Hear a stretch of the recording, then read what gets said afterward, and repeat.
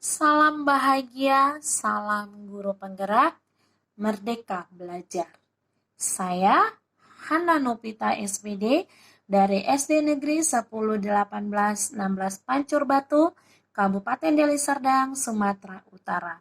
Dengan tugas modul 1.3 A8, elaborasi pemahaman hubungan pendekatan inquiry apresiatif dengan pemikiran Ki Hajar Dewantara.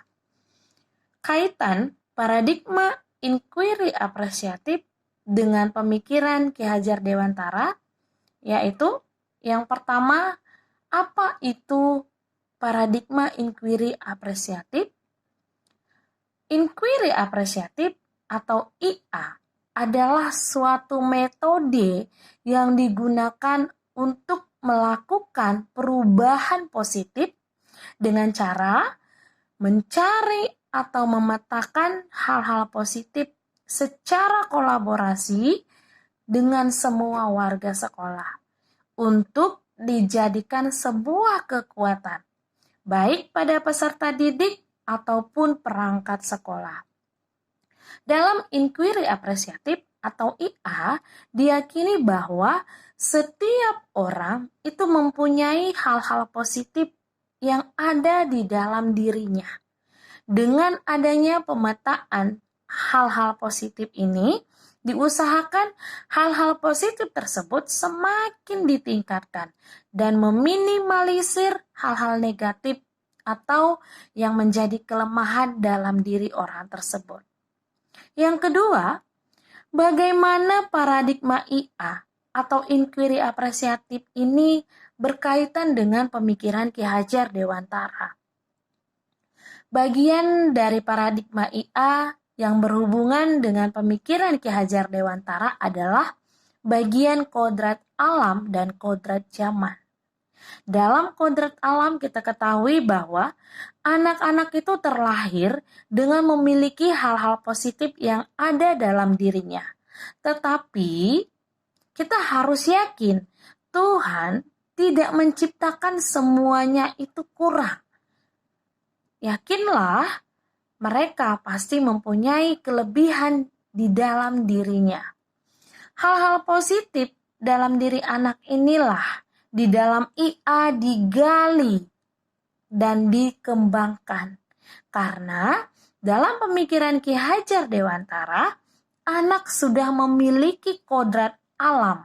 Oleh karena itu, dengan metode IA kita tumbuhkan potensi baik yang telah ada pada anak.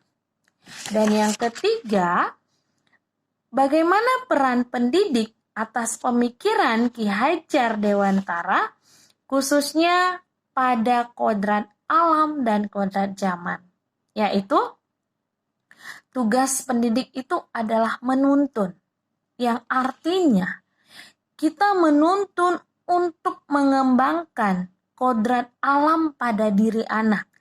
Ketika guru berpikir positif bahwa anak itu pasti mempunyai kelebihan dan guru berusaha untuk menuntun dan merawatnya agar kelebihan atau hal-hal positif ini semakin bertumbuh.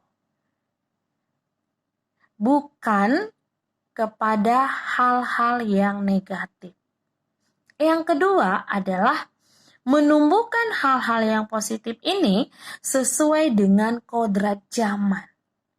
Artinya, kalau saat ini anak-anak yang kita didik di dalam kelas itu hidup pada zaman teknologi, maka guru menuntunnya juga menggunakan teknologi sesuai dengan zamannya si anak, bukan zamannya guru. Nah, yang keempat itu adalah bagaimana saya memanfaatkan paradigma IA ataupun inquiry apresiatif untuk mewujudkan konsep pemikiran Ki Hajar Dewantara, yaitu cara saya memanfaatkan paradigma IA atau inquiry apresiatif dengan pertama yang saya akan lakukan adalah mengidentifikasi atau mendiagnosis baik secara kognitif maupun non-kognitif siswa secara keseluruhan.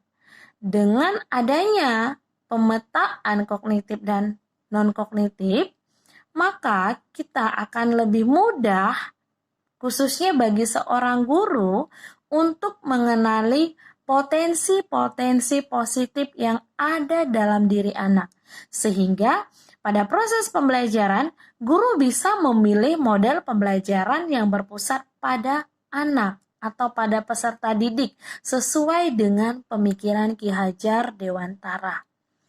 Kemudian potensi setiap anak tentu berbeda, sehingga cara belajar anak juga berbeda. Ada yang belajar dengan visual, ada dengan audio, dan ada dengan kinestetik. Maka guru juga harus menggunakan media pembelajaran sesuai dengan yang dibutuhkan anak. Contohnya, pada pembelajaran saat ini kita melaksanakan pembelajaran jarak jauh, tentu yang dapat kita lakukan adalah menggunakan video dalam pembelajaran.